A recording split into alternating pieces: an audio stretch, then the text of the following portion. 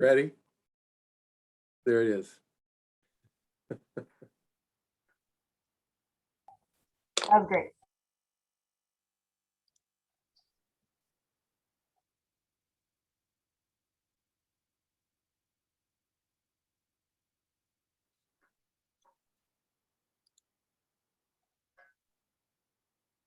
All right. You go ahead. Continue. All right. There seems to be this meeting is being recorded, this big blob in the middle of the screen. Yeah. Can everybody else see that? No. No? All right. Well, Yes, we are. get rid of that. Well, again, good evening, everyone. Thanks for joining us tonight. My name is Ed Ewing. I'm the Executive Director of BikeWorks. We're thrilled that you could be with us here tonight and thrilled to have Edie here as well. Many of you probably know, and if you don't know, BikeWorks is a local nonprofit based in Seattle and Columbia City with a mission to promote the bicycle as a vehicle for change. We do that three ways: through our youth and adult programs, through our bicycle recycling initiative, and also through our community-based bike shop. We're in the midst of our 5-year strategic plan, which centers racial equity and youth leadership. This document is a high-level overview of the plans for a future which involve ongoing conversations around the values that guide the direction of our organization. We'll continue to update our community with opportunities to engage more deeply in the next coming months and years, and we encourage you to ask difficult questions along the way. Tonight is a special presentation. We would like to acknowledge that those of us in Seattle are on traditional land of Indigenous people today, including the Coast Salish and Duwamish tribes, amongst others. One of the ways you can support the vitality of the Duwamish tribe, who are not federally recognized, is by making rent payments directly to Real Rent Duwamish. If you're not in Seattle, you can use this resource to learn about whose native lands you may be living on and recreating on. Awesome. Thank you, Ed, for the introduction. My name is Elise Hershey. I'm on the development team at BikeWorks. So it is my pleasure to introduce our speaker tonight, Edie Perkins, and I wanted to share a story about sort of our BikeWorks connection to Edie, which started in 2018. So Edie will go into this tonight, but in 2017, Edie was hit head on by an SUV while riding her bike, and she was paralyzed from the chest down. Edie had recently taken delivery of a custom built and painted 50-centimeter Stinner Frameworks Romero. Very nice bike. The frame ended up at Golden Saddle Cyclery in LA, who are friends of Edie's. And so supporters from Golden Cycle, Shram, Zip, Industry 9, Chris King, and Stinner Frameworks all donated to their time and resources to build the bike up and auction it off to support Edie's recovery fund. And for those of you wondering what they did, there's some notes there. So then a BikeWorks supporter who fortunately is in the room today, Albert Schum, shout out to Albert, purchased the bike, the Stinner from the auction, donated it to BikeWorks, and we re-auctioned the Stinner off again with a portion going back to Edie's recovery fund. So we like to call it the bike that keeps on giving. So that was all back in 2017, 2018. Fast forward to today, Edie is still a racer and paracyclist. She is also the executive director of the Kelly Brush Foundation, which is a group that support athletes and other individuals with spinal cord injuries and other disabilities. And so she's going to delve more into her story now. And so I'll turn it over to you now, Edie. Thank you so much for being here.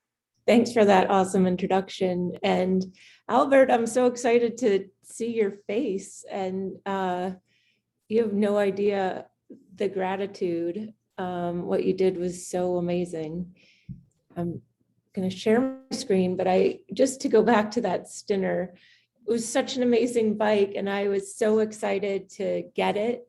I'd been working with Golden Saddle on ordering it for a really long time, and I'd go by there all the time and be like, when's it coming? When's it coming? And finally it arrived the day I got hit by a car and was paralyzed.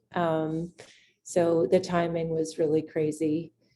But it really was the bike that just kept on giving, and that generosity was incredible, coming from so many friends in the cycling industry, and Albert, who came out of nowhere, and what Bikeworks did to share with me. So really a theme that has emerged in my life, especially after my injury, is just, I am so aware of how the goodness in people, there's so much generosity out there.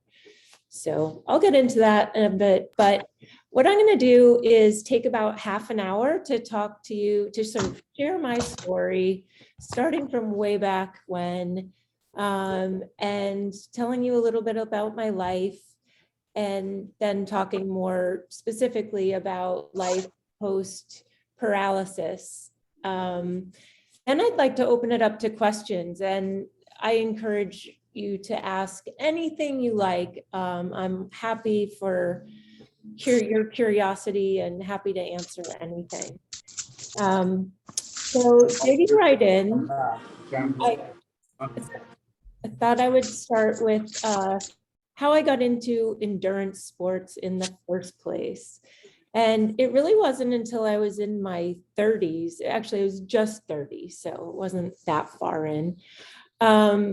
I was at a party one night, and I used to run to stay in shape, a couple miles here or there.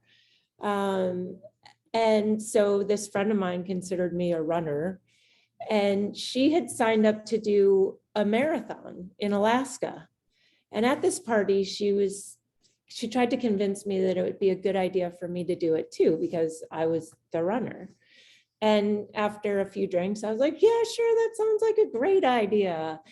And waking up the next day, I figured that idea would no longer be great, but I was actually into it. So I went online and I found a training schedule, and I realized I was a little behind for this Alaska marathon, but maybe I could catch up along the way. And I started doing the training, and I was really enjoying it.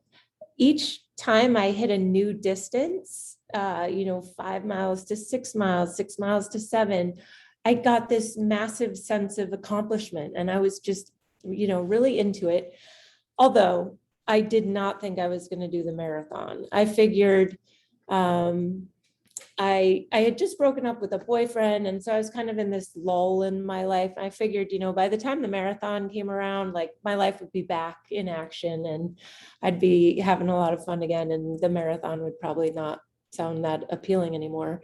But I got way into it, and I did my 15-mile long run. You kind of progress until you get to about 20.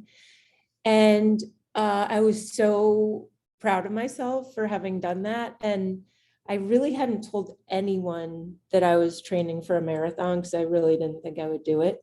But at that point, I kind of passed a point, and I was like, maybe I am going to do this. And so I called the friend that enticed me to do it at the party, and she said, oh, I got to 10 miles. I hate running. I'm not doing that. And so then it was a decision to decide whether I wanted to go through with it. And I did. And as soon as I did it, and it was my first ever running race, I was hooked. I loved it. And I immediately wanted to sign up for more. So I signed up for Team in Training, which is a charity organization that where you raise money to participate in a marathon.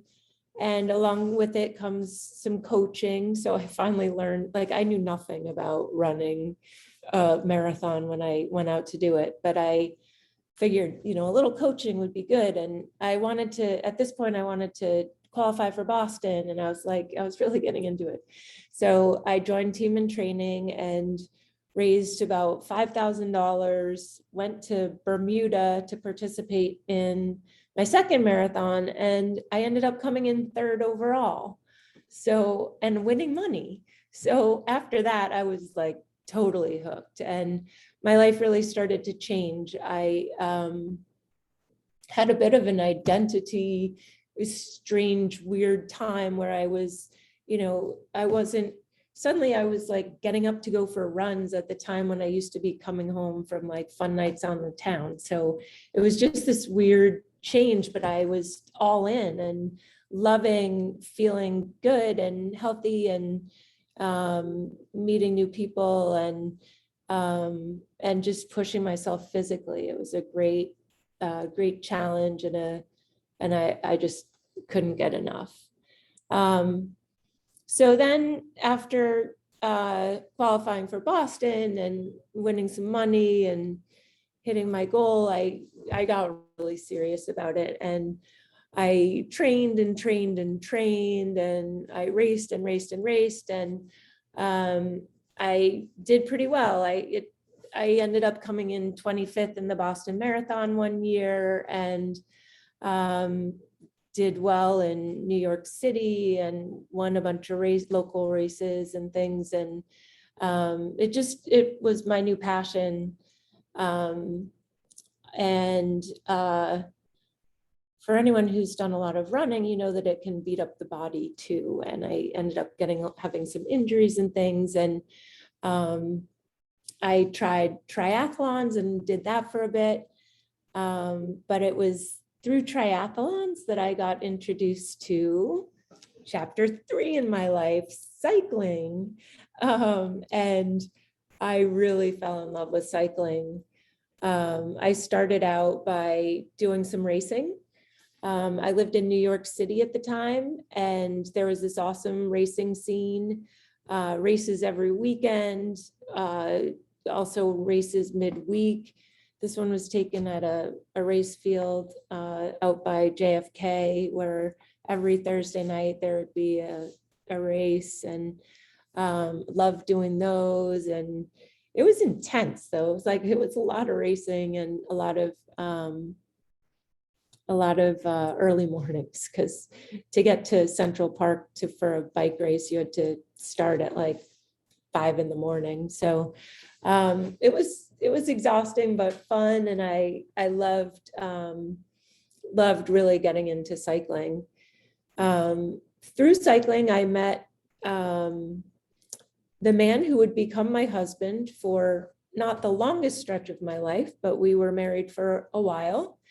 And we got these super cool independent fabrications bikes, had them custom painted, and we set out on a cross-country honeymoon, which was definitely a highlight of our marriage. It was so fun. We started right after our wedding. We flew out to Portland, Oregon, and started our trip from there. We rode up sort of along the coast of Washington and Oregon, and then down, we went into through Idaho and Montana, Wyoming, and went down towards the Rockies, crossed through a couple of great passes in Colorado. And then once we got down to Colorado Springs, we kind of took the most direct route through the Great Plains, which is windy, I can say, and made our way back to Brooklyn, New York, where we were living. So yeah, it was really awesome and just an experience of a lifetime. I'm so glad I did it. And I actually have this fantasy of doing it again in a hand cycle. It took us 58 days. We rode about 75 miles a day, rode over 4,600 miles. And it was just incredible. And one of the things I learned while I was out on that ride was I loved pushing myself physically and seeing how far I could go. And I loved the riding. And so when I came back, I raced for like another year. But after that, I was more into just riding and riding for fun. Then fast forward about 5 years, I got a job in LA and decided to make the move. So I moved from New York City to LA, and while it was a job that brought me out there, it was also the access to the outdoors, which was just incredible. If I was in love with cycling already, like I got there and it was amazing. When I lived in New York, we'd have to get a decent ride in, I'd have to start in Brooklyn, ride across Brooklyn, across Manhattan, up, like basically you'd have to ride 20 miles to get to any good riding. And then you'd ride for a few and then have to go back. So one of the things that was so amazing about living in LA was just, you could hop on your bike and be in the most amazing riding right out of the gates. I lived on the east side, which is hilly, which is mountainous. And I would hit those mountains all the time. At first it seemed so hard because you ride and you just go up and up and up until you decide it's time to go home. And then you turn around and bomb down the hill, or the mountain, really, not a hill. So I was loving that and making all these amazing friends, and couldn't wait every weekend. I was dying for every weekend to come, and just planned all these like incredible rides. So yeah, it was a great time. On April 15th of 2017, I went on the longest ride I'd ever been on, with the most climbing. The distance on this is a little shy. It was actually like 135 miles, but over 13,000 feet of climbing. And it was such a fun day. It was just a friend of mine and I, we headed out Mulholland Drive from the east side, rode it all the way to the coast, and then rode home, stopping at Golden Saddle along the way. And then the thing that's so strange to me is that this was the longest ride I'd ever been on. And then just 5 days later, beautiful day in LA, I headed out on what seemed like a normal morning bike ride. And I kind of debated whether or not I should do it. I was consulting at the time and had a big project due in a little bit over a week. And I knew I had a ton of work to do on it, but had to get this bike ride in. I was so excited to just, have a couple hours out in the morning before getting into the work. So I convinced myself it was a good idea to do that, and headed out the door on, what seemed very standard. But as I was just about 10 minutes out the door, I was going pretty quickly, probably about 20 miles down a hill through an intersection with a green light, and a car coming the other way did not see me and was at speed, drove straight into me. And the bike went flying, and so did I. And I smashed up her windshield and I guess flew to the curb. I don't remember that part of it. And I broke several vertebrae in my neck and in my upper back. I broke 11 of my 12 ribs, and I was paralyzed from the chest down instantly. So that brings me to chapter 4, which is 2.0, the second part of my life. And it really, really feels like another world in so many ways, and not in others. But that's a picture of what my helmet looked like. So I couldn't be more grateful that I don't have a traumatic brain injury that has derailed me in any kind of way. Sometimes I blame forgetfulness on it, but looking at my helmet, I feel very, very fortunate to be where I am. My bike too took a beating. That was a titanium frame, and you can see it was just broken in pieces. And this is what I looked like when I woke up in the hospital. I had this crazy device on my head, a halo, if you haven't heard of one. They bolt right into your skull. So I had 4 screws that went right into my skull, and that thing prevented me from moving at all, my neck and my upper body. So that I broke my C2, my second vertebrae in the neck, and that's basically like your lifeline. It controls your breathing, and it was really important to stabilize that right away, and that's why I was wearing that halo brace. They're kind of they don't use them that often anymore, but I guess for certain surgeons like them, especially for when somebody breaks a C2. But I'm also very lucky because with all the fractures I had in my cervical spine, I am a paraplegic and not a quadriplegic. So I have full use of my arms and my hands.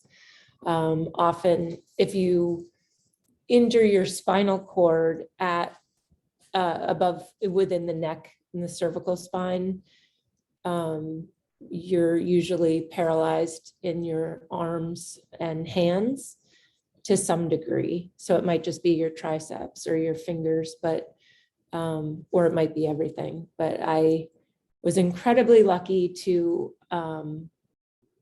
get full use of my arms and shoulders and neck. At first, I had a bone chip that was pressing on a nerve in my neck, and so I started to lose my right arm, and I'm right-handed.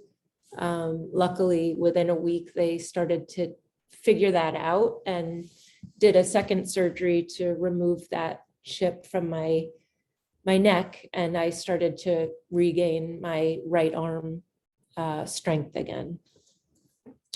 So yeah, it's so hard to explain what it was like to wake up like this and realize that you're paralyzed and not sure if you're going to walk again. Of course, there's always hope, and you feel like, I felt like, oh, I'm an athlete and I'm fit in the best shape of my life. Like there's a chance. But I don't think I think it was pretty clear pretty quickly that there was a very good possibility that I wouldn't walk again.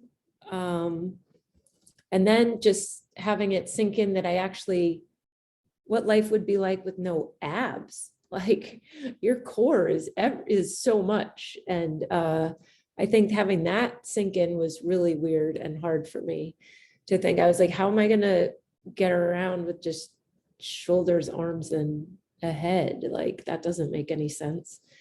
But it's amazing what the body can do. It was also amazing the incredible outpouring of love and support. I felt so lucky to have as many friends and family and just like people coming out of the woodwork to show their support. And it was really amazing, and it made such a huge difference on my recovery. I feel like I didn't have time for self-pity or feeling bad. I spent so much time feeling grateful and so much gratitude and sort of shock and awe at just how many people were coming out of my past to tell me what I meant to them and be there for me and do things, offer to help or do whatever to help with my recovery. I had a group of friends do a GoFundMe for me, and we raised $250,000, which is really amazing, and made everything. I mean, I feel so lucky to have that. The woman who hit me only had a $15,000 insurance policy. So that's all I got from her.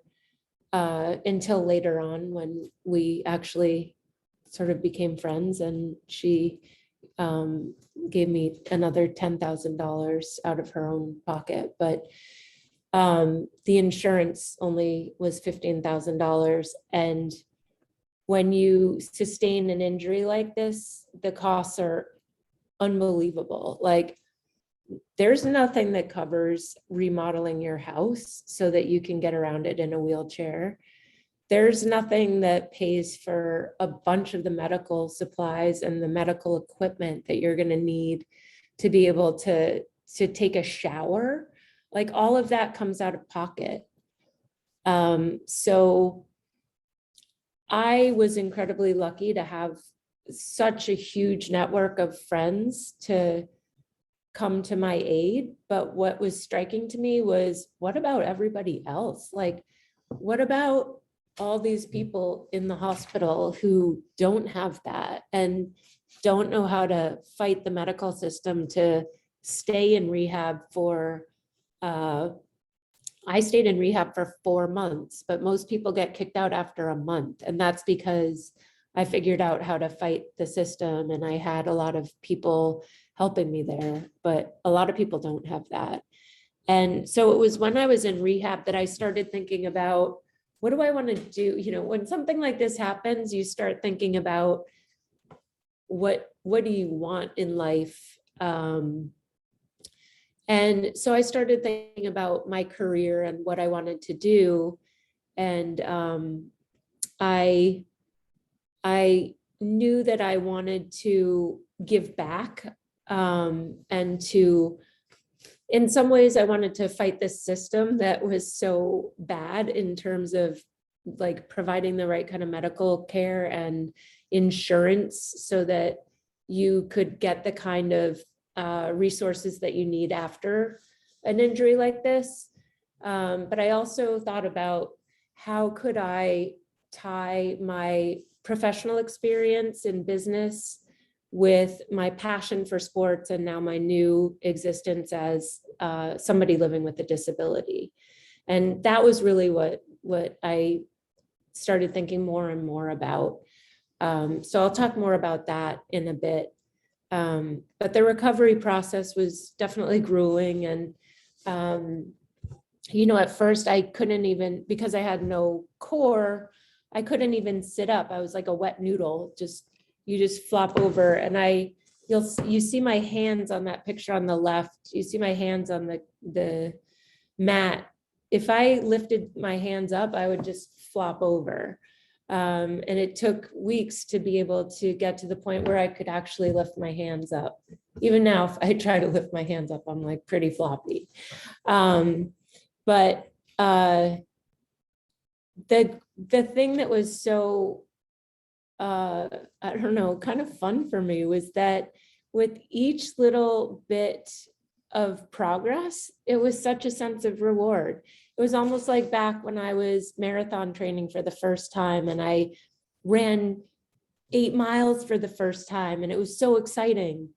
With each little bit of progress, like being able to scoot across the mat or lifting up my hands or transferring into a wheelchair by myself for the first time, there was such a sense of progress, and it was so motivating. And I had this vision pretty much right away. Since I'd been in marathons and I'd seen disabled athletes performing in them, I had this vision of like, I want to be like one of them. I knew that sports were out there. And so even though I was just at that place, like trying to scoot across a mat or lift up my hands, I still had this vision of like, I'm doing a marathon. It will happen, and I'm going to be independent. Like, I'm not going to go live with my parents. I'm going to like learn how to drive. I know it can be done. So it was just like a long journey that felt so slow, especially like those first 4 months in rehab. Time just, it was like reliving your first year of life.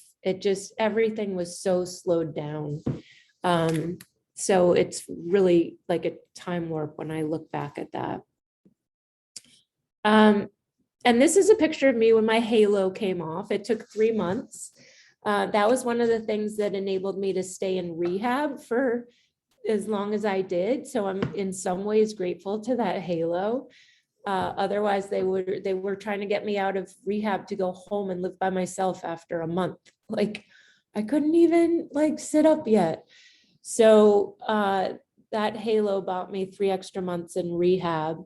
I got it taken off, and then I was able to stay for an extra month so I could learn how to do all the things that I couldn't do when the halo was on, like go to the bathroom by myself or take a shower, put on my pants, things like that, the basic life skills that I was still working on.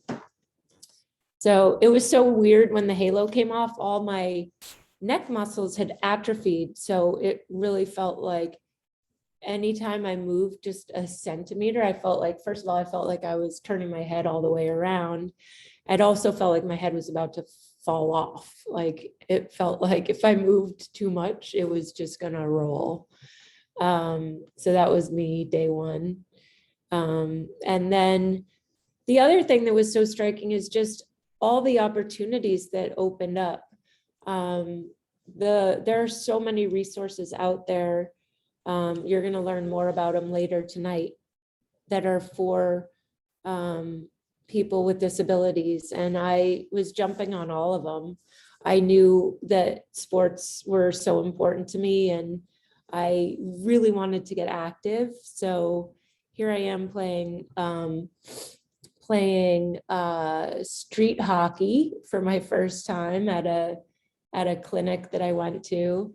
And then I also knew I needed to learn how to drive. So I started taking driving lessons while I was finishing up in rehab right after that halo came off. Let's see, next slide. And then this is me the day I went home. And I did live alone. I went home alone. So it was a big cut. That first couple of weeks, oh man, was it rough. I had a wonderful friend who stayed with me.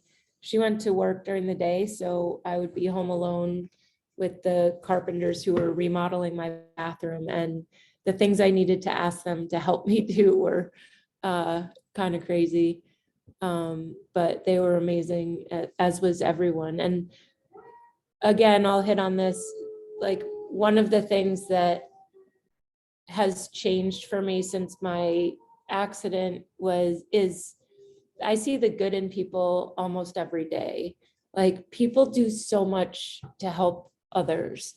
And I remember my first week, I was like, okay, I'm gonna go to the grocery store, and I wheeled to Trader Joe's. And it was a little intimidating because I hadn't gone that far alone in my wheelchair. I was just probably like 4 blocks or so. And I hadn't gone grocery shopping, which is like, I don't know, it just felt a little intimidating in the wheelchair. And I got to the cashier and asked if she could help me pack my bag, because I told her it was the first time I'd done this. And she asked what happened, and I told her, and by the end, from the president's perspective, we spent much of this day meetings. Let's see. So I told her what happened, and she started crying. By the end of the thing, she would given me her phone number and was like, call me, let's hang out. And so it was things like that just happened all the time. And they still do. So I'm constantly in awe of just the goodness of people. So now I got out of rehab and I was determined to get back into hand cycling, get back on the bike. And so pretty much right away, I knew I was going to go to visit my parents in Florida over the winter. And there was this race that I used to do as a runner. And I was like, I bet I could get into that and do it as a hand cyclist. And so I had to sort of fight my way in, but they said yes eventually. And I told my cycling teammates from New York about it, and they rallied together and bought me a hand cycle. So that hand cycle I'm on was bought for me by my racing teammates in New York. And then I went on to train for the New York City Marathon later that year. And I was lucky to be invited by the Challenged Athletes Foundation, which is this amazing organization down in San Diego, to be on their first ever women's paracycling team. And the women's paracycling is pretty small in the US. And the coach who's there, Carlos Moleda, decided that he wanted to start a women's team to really promote the sport and build awareness of it. And so he formed this team, and it was amazing. They gave us bikes, a coach, training plans. They flew us to all these races. There I am in Boise at the downtown crit that happens there, and went to tour of the Dairylands, and I got to do all this racing, and it was awesome. The racing was amazing. Being back in sports made me feel like myself again. And more than anything, it was connecting with my teammates and getting to find other people who'd been through, who experienced a lot of the same things that I was experiencing. There's nothing like that connection, having those connections, because in your day-to-day life, you just, when you're in a wheelchair or have a spinal cord injury, you're not usually around a lot of other people who are. So connecting with others is just incredibly valuable when it comes to sharing life hacks and just the challenges that we face. So having those teammates was really motivating for me. They made me feel like I saw a lot of them had been injured for a lot longer, and they were working and mothers and had families, and so it just really helped me get motivated and feel like, okay, I can live life to my fullest, and I'm going to. And that was a big life changer for me. And then the last chapter that I want to share is just getting back to life. And as I was saying, being part of that team made me realize that I wanted to do everything that I wanted to do, and I can do pretty much everything that I want to do. I started out going back to, I worked in educational publishing before, and I went back to work in that field. But I told so many people that, while I was recovering and in rehab, that what I really wanted to do was bring together my background in business, my passion for sports, and my new life as a disabled athlete, and bring it together into one career. And an ex-boss of mine found a job rec for this position as executive director at this amazing organization called the Kelly Brush Foundation. It was based in Burlington, Vermont, and sent it to me. And I was like, oh my gosh, like my jaw dropped. I was like, I have to have that job. Like, that's exactly what I want to do. And I got the job, and that's what I've been doing since January. The mission at the Kelly Brush Foundation is to motivate and inspire people with spinal cord injuries to lead active and engaged lives.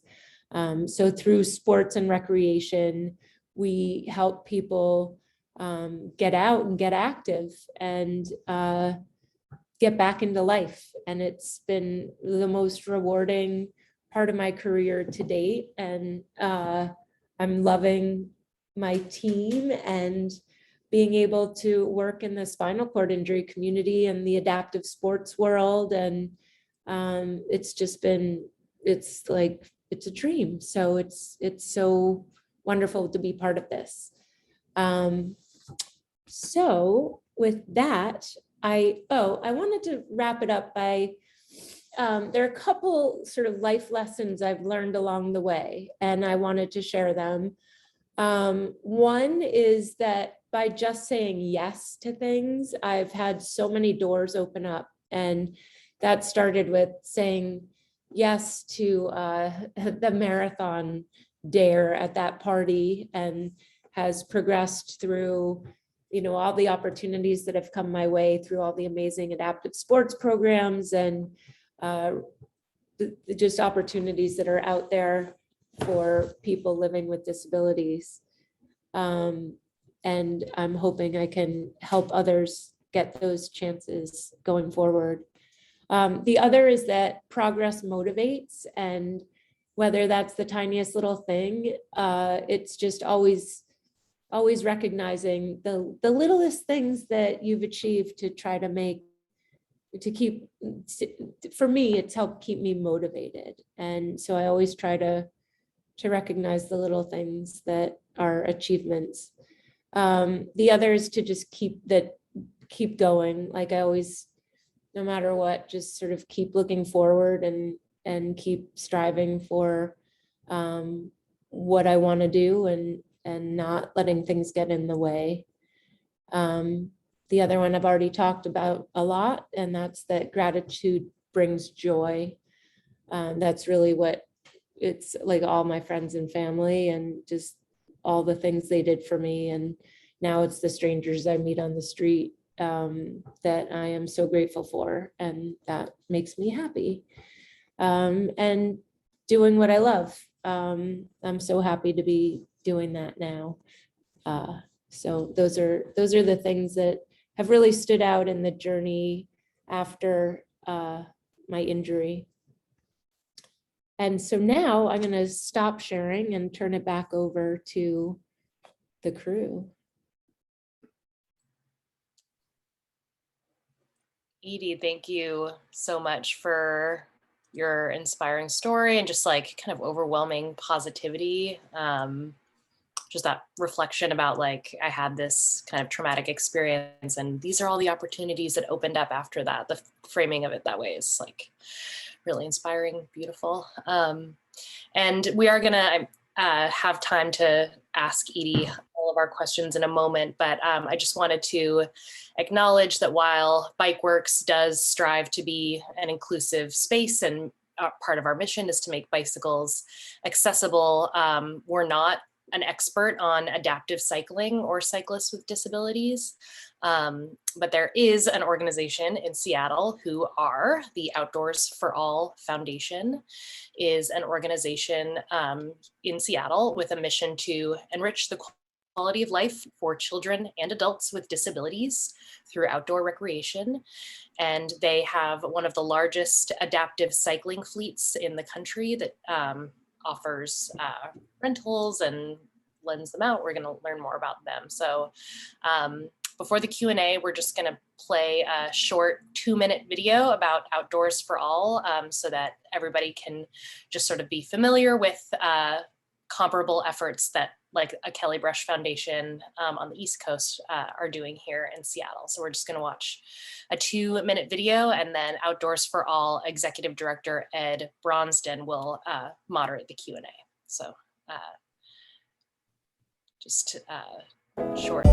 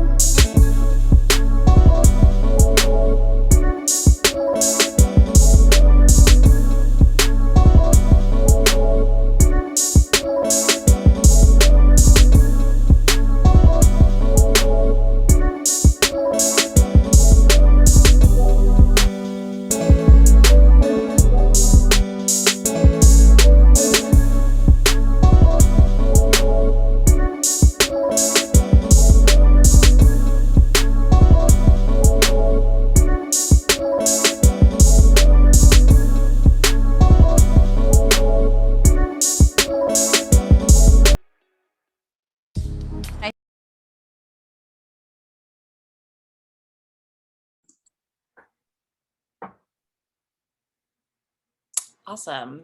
Ed Brondson, do you want to take it from here? I will, thank you. So I'm Ed Brondson. I'm Executive Director with the Outdoors for All Foundation. I can't wait to do Q&A with Edie.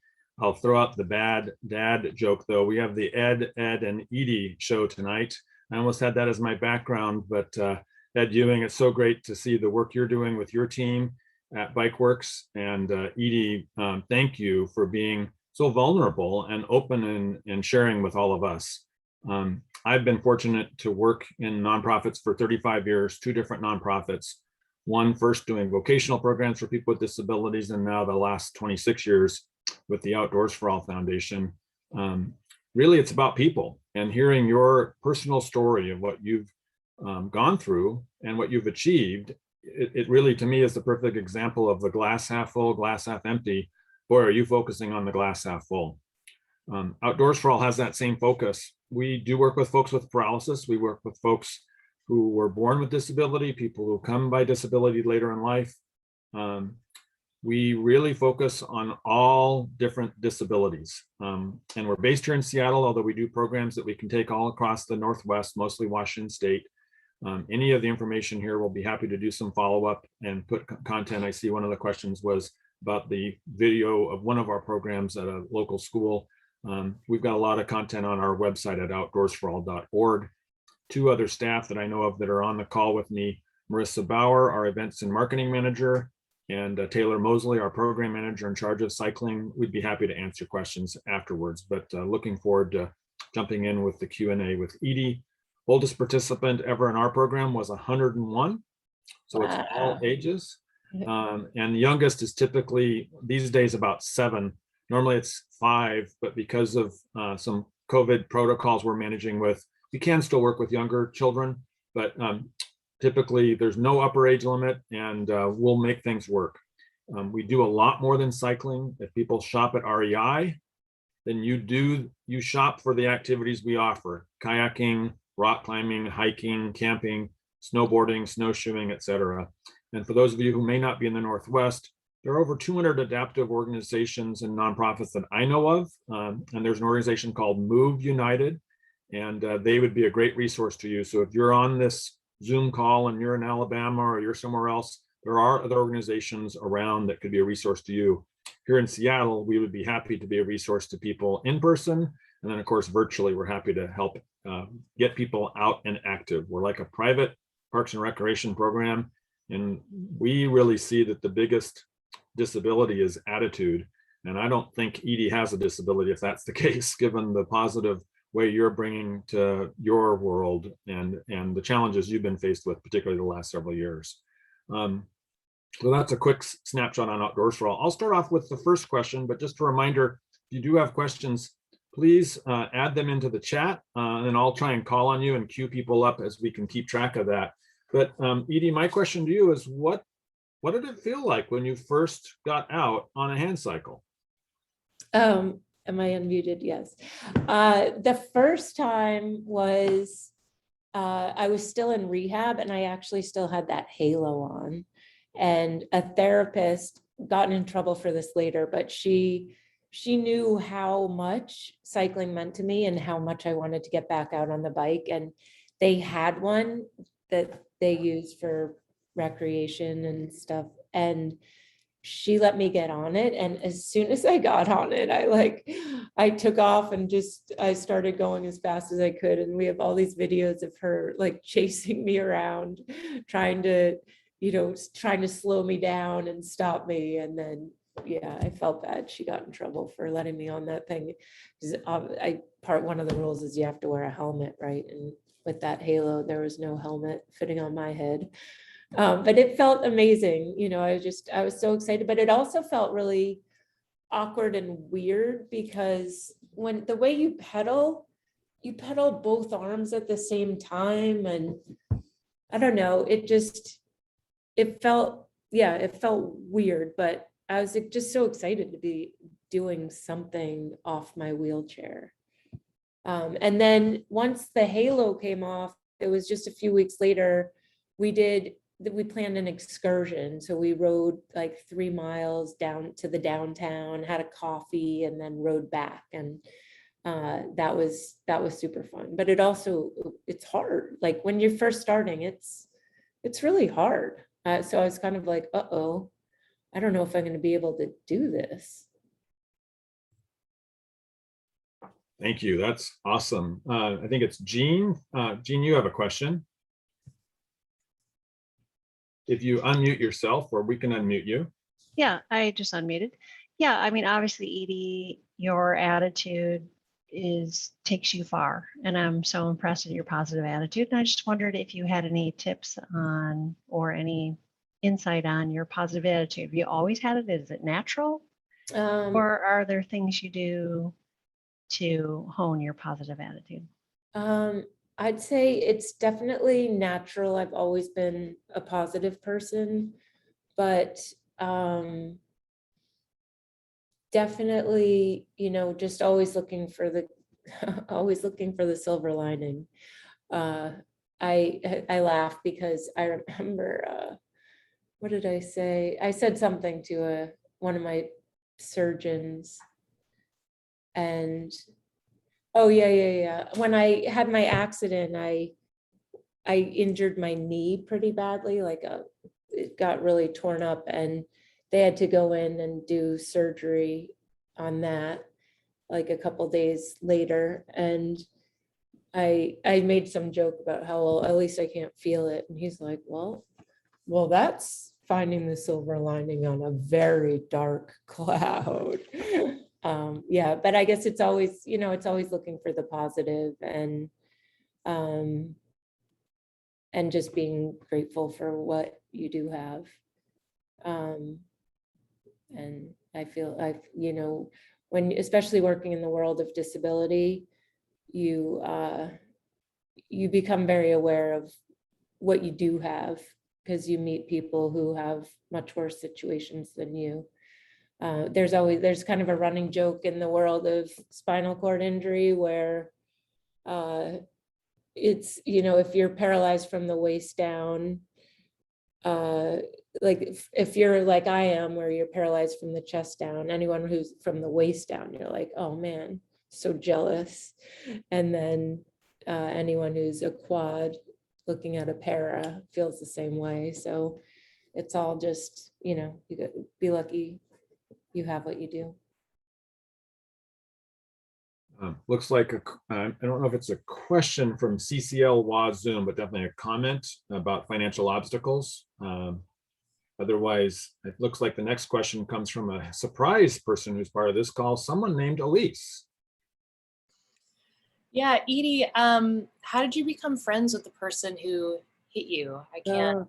Yeah, so that was, I don't know if it's friend. Yeah, so I was obsessed with like wanting to know the person who hit me, and after the accident, I just kept waiting for her to come through the door of my hospital room to, like, I don't know what I thought she would do, apologize, but I just had this expectation that she would show up, and she never did. And my obsession didn't really go away. Like I started, I searched for her, I Googled her, I Facebooked her, I finally found the person I thought was her.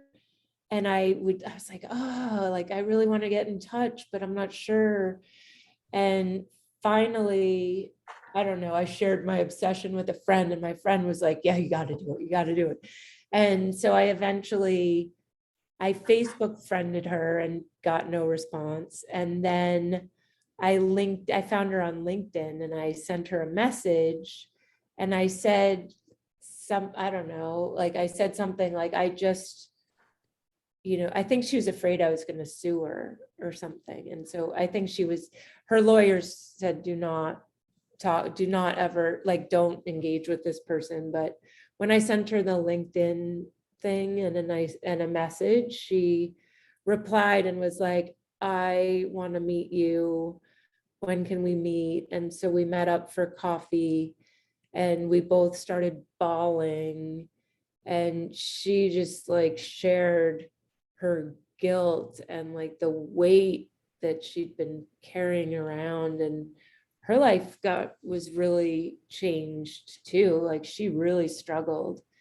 And she told me that it was, it was because a lawyer said, don't get in touch until it's clear that I wasn't going to sue her. And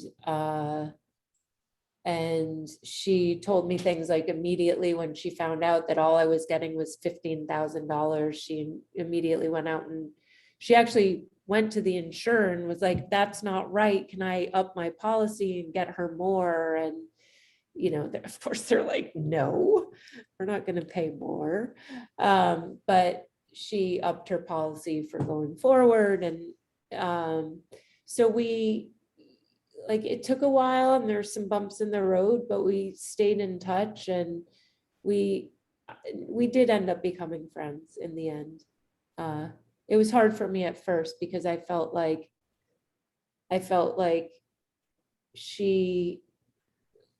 my meeting her just sort of absolved her of all of that. And she became like super bubbly and friendly. And I was sort of still paralyzed and wasn't, my situation wasn't getting better, but I felt like she felt differently. But eventually we even talked about that and we got beyond it and now we're friends. So Wow. it was a bump. It was an interesting journey on that front too. Wow. Thank you very much, Edie. A question from Albert Shum. Hey, Albert. Hey, Edie, thank you for, well, it's amazing we finally get to meet. I know, I want to know about, I have questions for you. Yeah, I'd love to grab coffee someday. Actually, it's such a personal story, but I'd love to share some. And well, my question was it's just amazing to hear your story and also how you continue to compete. And I always enjoyed like how athletes, like the mindset you have and how you transfer that to how you're competing today and the training and the process that you go through and what's different about racing bikes like now. It's funny. I just did the Boston Marathon. Was it last weekend, 2 weekends ago? And it just taps into that same old, like I got out there and it was just, I don't know, I get so into it and I have fun doing those kinds of races. So it's like, I don't know, it just brought it all back. It felt so like, like it used to when I was running. And same with when I was doing the paracycling, which I hope to get back into next summer. This summer I was in the middle of the cross country move, so I missed racing season, but it's just like, I don't know, it just triggers something and kicks back in. The training, however, is not the same. What I really loved about endurance sports and still do, I'm sure, is that I loved being outside, and living in New York City, that's when I really got going in the marathon world. And it was a chance to get outside and into the parks. And now that I'm on the hand cycle, it's not easy to get in and out of the house. So right now I live in a 5th floor apartment, and I still also don't feel comfortable riding alone on the roads. I'm like on the ground and cars don't see you. And I already got run over once. So I have not yet ridden that thing alone outside. So first I have to find somebody to go with me. And then I have to lug it in and out of the 5th floor apartment building. It's like, I've done it. I've made it. I got the thing into the elevator, down the elevator, and out the door by myself, which was another proud achievement. But it's like, it's not easy. And so I end up doing most of my training on a trainer inside, and that's not the way I like to train.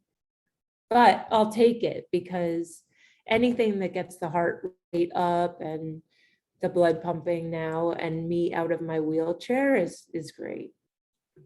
Thank you for sharing.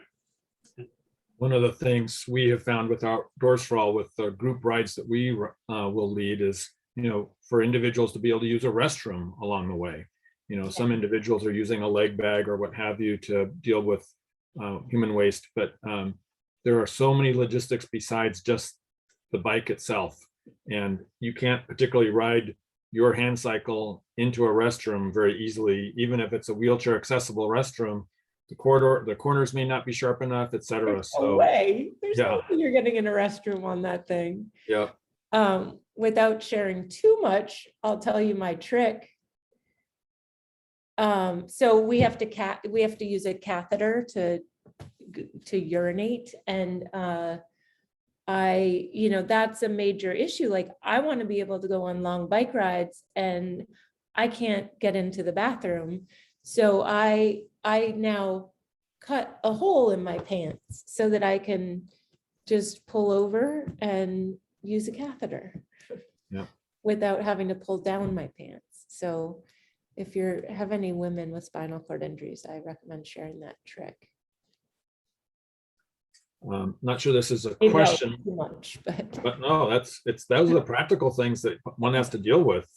So just a comment from C, which I'll read out. Agreed about the financial obstacles. Seems the most limiting factor is an attitude, but access to funds, and that's certainly a challenge. It sure is. It sure is. So one of the things we do at the Kelly Brush Foundation is we have a grant program where we give out grants for what is incredibly cost prohibitive adaptive sports equipment. And we do 2 cycles a year. And each time we get about 125, 150 applications. The number of people who are living off of $20,000 a year who are applying for grants is amazing. And it's like, the amount that you have to spend on medical equipment when you're living with a disability that's not covered by insurance it's a hit. And I just can't imagine that salary and being in a wheelchair. Question from Ryan Ross. Ryan, if you unmute yourself. Sure. Hey, everybody.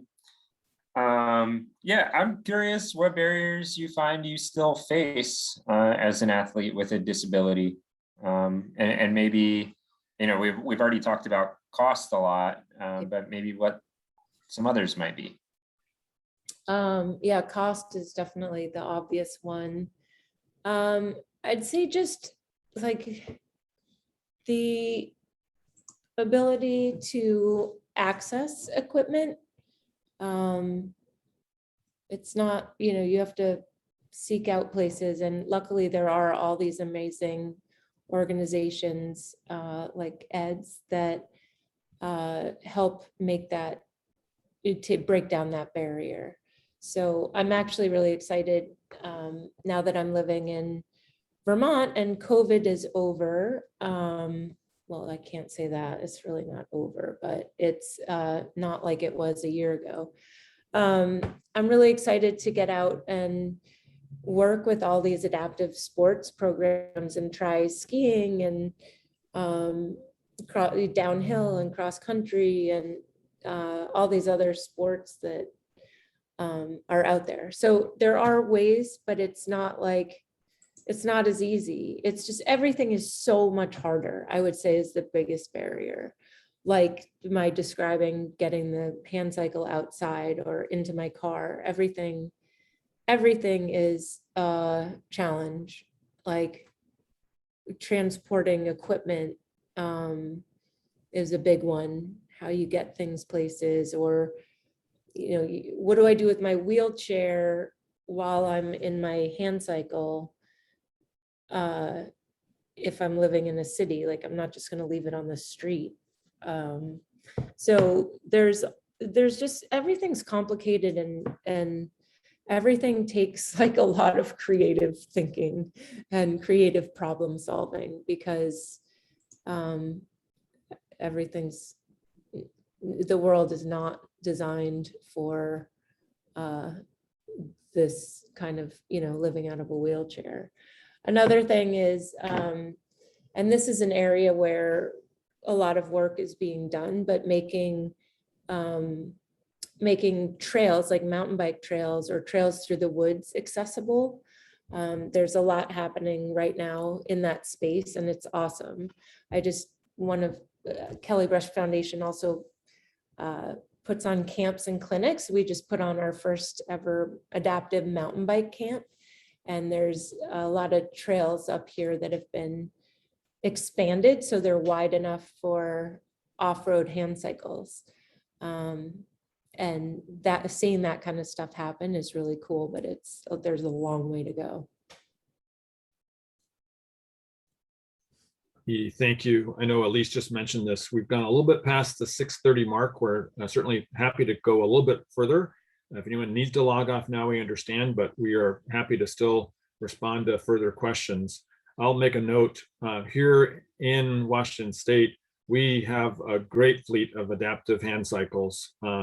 And Edie, if you are out in the Seattle area, you won't need to pack your own bike. I think we'd be able to get you on one. It might not be custom fit to your bum, but you'd have some good options. And we do have a number of adaptive mountain bikes as well. So there's some really good options for folks. And of course, one of the things is, even if someone on the call tonight doesn't have disability, you might know someone with disability. So we've placed in the chat a couple of resources, including Kelly Brush Foundation's website, Move United, which is Move United Sport, and Outdoors for All's contact information. Looks like another question or comment from Ryan again. You're popular tonight, Ryan. You want to chime in? You were about Oregon's adaptive bike town. Oh, sure. So I operate Adaptive Bike Town in Portland, which is similar. We have a similar program as Outdoors for All, and it's a publicly funded bike share program sponsored by the city of Portland through the Bureau of Transportation, and Nike is a huge contributor as well. We don't have near the size of the fleet as Outdoors for All does. We have 24 bicycles of different types. And as of this year, and I think continuing into the future, the city is going to sponsor all rides. So removing the cost barrier, we have a place to store your wheelchair or other things. And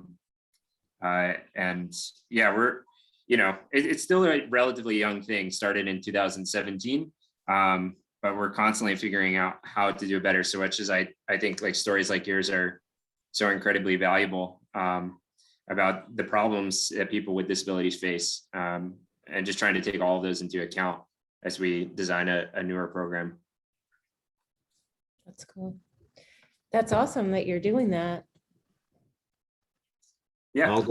I'll give a shameless plug, Ryan. Earlier in the call, before we officially began, I was talking with Edie. She's going to be going to the Bay Area. I hope I'm okay sharing that, Edie. I should have asked. But anyway, I talked about a program there called BORC in Berkeley, and what a great cycling program they do. And that we copied some of our operations off of that. I will also shamelessly say that we've watched what you're doing at Adaptive Bike down in Portland, and have definitely gone to school off of some of that as well. You may know Taylor Mosley on my team. If not, we'll connect Ryan and Taylor up afterwards. But any other questions for Edie or comments or something that I don't think I've missed anything in the chat, but are there any other questions that folks have? I have a question. I just hope that I'm just so inspired tonight. I'm wondering what my 2.0 looks like, whatever that is. So, but yeah, I hope we can percolate all this and come up with something to get together again. I'm just feeling very inspired. So thank you, Ed. That's it. Oh, thank you so much. And so great to get to connect with Bikeworks and Outdoors for All. I'm so glad, Elise, that you got in touch with me. I love our Stinner story. Yeah, I love that story. I'm glad Albert could join us, and thanks Me again too. for your vulnerability and sharing sharing all of that. I guess we'll wrap up with just a little bit of other ways to stay in touch. If you or someone you know has a bicycle story, we have been during the kind of COVID era running these virtual events and sort of lifting up stories that are underrepresented in the cycling industry in general. Most of our events are on our YouTube channel and on our website if you want to see some of the past events we've had like this. But definitely if you or someone you know has a story to share, do get in touch with us. Moving on, Bikeworks is offering tours. If you haven't been by, we'd love to show you our space, our warehouse, our bike mobile, which is our roving bike shop. And we can also do tours by appointment. So check it out, bikeworks.org/calendar, get in touch with Erin, and we'd love to show you around and orient you to all of the work that we do at Bikeworks. We're also love when individuals or organizations host a bike drive to support us. Many of you probably know that we run on bike donations and refurbish them for sale and to give away and to use in programs and to redonate to other organizations in the region. So if you'd like to put together a bike drive, we'd be happy to help plan and promote that. And finally, we don't have ride details yet, but on November 20th, we will have a free all ages community ride in honor of Major Taylor's birthday, which is actually on November 26th, but we're gonna have a group ride in his honor on the 20th. So save the date, and I'm sure everybody on this call is on our email list or following us on social media. If you're not, you certainly can and should, but we'll let everybody know about that as soon as we have some more details to share. Thank you to all of our sponsors that make our free community events possible. And keep in touch with Outdoors for All and the Kelly Brush Foundation as well. And yeah, I think that is all. Everybody, thank you so much for spending your Tuesday night with us. Thank you to Edie and to Ed Brondson, Ed, and Edie for sharing tonight. And stay in touch. Thanks, everyone. Thank you so much. Amazing. I want to copy some of these